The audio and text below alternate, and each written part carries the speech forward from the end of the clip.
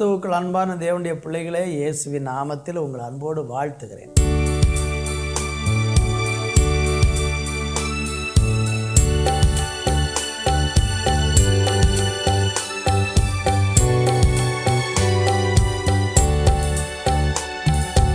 உம்மை உயர்த்தி உயர்த்தி உள்ளம் மகிழுதையா, உம்மை நோக்கி பார்த்து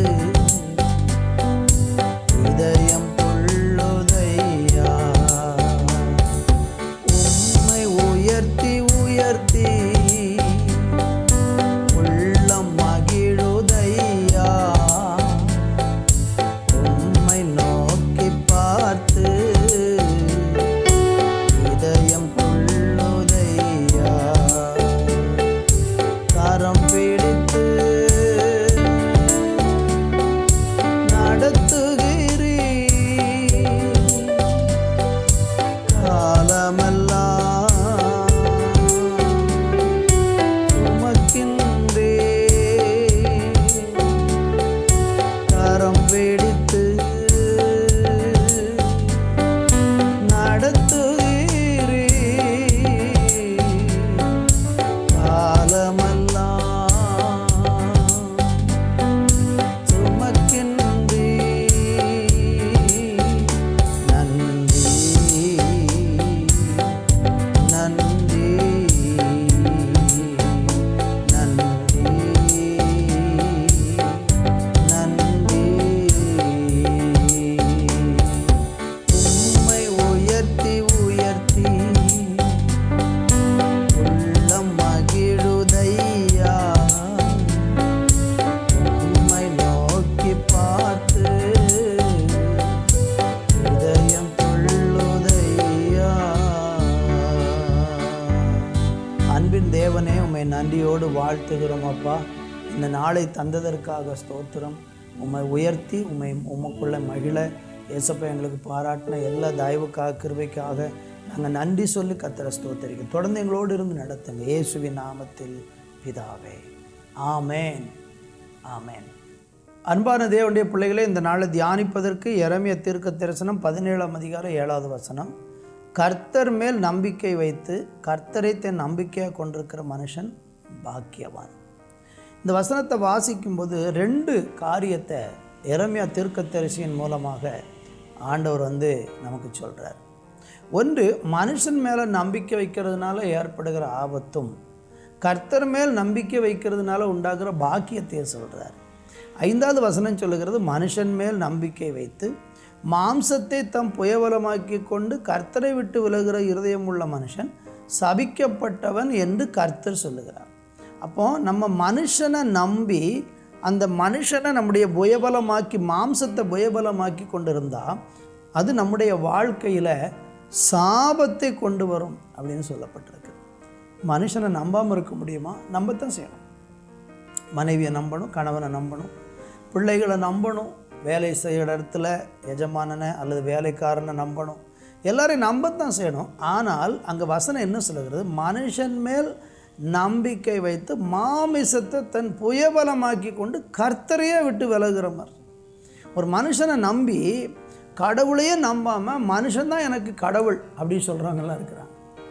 அரசியல்வாதிகளை பாருங்கள், நடிகர்களை பாருங்கள், அவங்களெல்லாம் கடவுள்னு சொல்கிறாங்க. மனுஷனை என்னைக்கும் மனுஷனாக தான் பார்க்கணுமே தவிர அவனை கடவுளுக்கு சமமாக நீ பார்த்து கொண்டு அவங்க தான் எனக்கு நம்பிக்கைன்னு நீ இருந்தனா உன் மேலே சாபம் வரும்னு ஆண்டவர் சொல்கிறார். நான் சொல்லலை, இது பைபிள் சொல்லுகிற காரியம், வசனம் சொல்லுகிற காரியம், ஆண்டவர் சொல்லுகிற காரியம். அப்போ மனுஷன் மேலே நம்பிக்கை கொள்ளாதீங்க. மனுஷனை சில காரியங்களுக்கு நம்புங்க, ஆனால் அவங்க தான் எனக்கு எல்லாம் அப்படின்னு நீங்கள் இருந்தால் அது சாபம். பைபிள் சொல்லுகிற பாருங்கள், அவங்களுக்கு என்னென்ன சாபம் வருது பாருங்கள். 6வது வசனம், அவன் அவாந்தர வெளியிலே கரளையாய் போன செடியை போல இருந்து நன்மை வருகிறதை காணாமல் வனாந்தரத்தில் வறட்சியான இடங்களிலும் குடியில்லாத உவர் நிலையத்திலும் தங்குவான். பார்த்தீங்களா? மனுஷனை நீங்கள் நம்பி போனீங்கன்னா பைபிள் சொல்லுகிறது, நீங்கள் அவாந்தர வெளியில் கரளையாய் போன செடிகளை போல இருப்பீங்க. நன்மை வருகிறத காணவே மாட்டீங்க. வறட்சியான இடங்களில் குடியிருக்கிற ஊர் நிலத்தில் தங்குகிறவன் போல நீங்கள் இருப்பீங்கிறார். உங்கள் வாழ்க்கையில் இன்றைக்கி வறட்சிக்கு என்ன காரணம்? உங்கள் வாழ்க்கையில் இன்றைக்கி வனாந்திரத்துக்கு என்ன காரணம்? உங்கள் வாழ்க்கையில் இன்றைக்கி நன்மையை காணாமல் இருக்கிறதுக்கு என்ன காரணம்? கர்த்தரை நம்புறதற்கு பதிலாக மனுஷனைத்தான் கடவுள் மாதிரி நினச்சிட்ருக்கீங்க. அதுதான் உங்களுக்கு ஏற்பட்டிருக்கிற ஆபத்து. ஆனால் அதே நேரத்தில் கர்த்தரை நம்புகிறவனுக்கு என்ன நன்மை பாருங்கள். 8வது வசனம் சொல்லுகிறது, அவன் தண்ணீர் அண்டையில் நாட்டப்பட்டதும் கால்வாய் ஓரமாய் தன் வேர்களை விடுகிறதும் உஷ்ணம் வருகிறதை காணாமல் இலை பச்சையாக இருக்கிறதும் மழை தாட்சியான வருஷத்திலும் வருத்தமின்றி தப்பாமல் கனி கொடுக்கிற மரத்தை போல இருக்கான். எவ்வளோ செழிப்பாக இருக்கான் பார்த்தீங்களா? நீங்கள் கர்த்தரை நம்பிக்கை வச்சு கர்த்தரை தன் நம்பிக்கையாக கொள்ளணும். கர்த்தர் மேலே நம்பிக்கை வைங்க. அவர் தான் என் நம்பிக்கை அப்படின்னு சொல்லி ரொம்ப உறுதியாக இருங்க. கட்டாயமாக ஆண்டவர் உங்களை கனம் பண்ணி ஆசீர்வதித்து உயர்த்துவார். ஆமேன். கர்த்தருக்கு மகிமை. இந்த நாட்களில் அப்படிப்பட்ட ஒரு நம்பிக்கைக்கு நம்ம வாழ்க்கையில் இடம் கொடுப்போம். கர்த்தரை மாத்திரம் நம்பி சார்ந்து கொள்வோம். கர்த்தர் உங்களை ஆசீர்வதிப்பார். நீங்கள் தண்ணீர் அண்டையில் நாட்டப்பட்டு கால்வாய் ஓரமாக வேர் விடுகிற உஷ்ணம் வருகிறத காணாமல் பச்சை மரத்தை போல் நீங்கள் மனமகிழ்ச்சியாக இருக்க போகிறீங்க. இந்த வாழ்க்கை வேணுமா? கர்த்தரை நம்புங்க. கர்த்தர் உங்களை ஆசீர்வதிப்பார். நல்ல பிதாவே, உங்களை நம்பி உங்கள் மேலே நம்பிக்கை கொண்டு ஆசீர்வதிக்கப்பட ஒருவருக்கு கிருபை செய்யும். மனுஷனை நம்புகிறத இன்றைக்கே விட்டுவிட உதவி செய்யும். இயேசுவின் நாமத்தில் பிதாவே. ஆமேன்.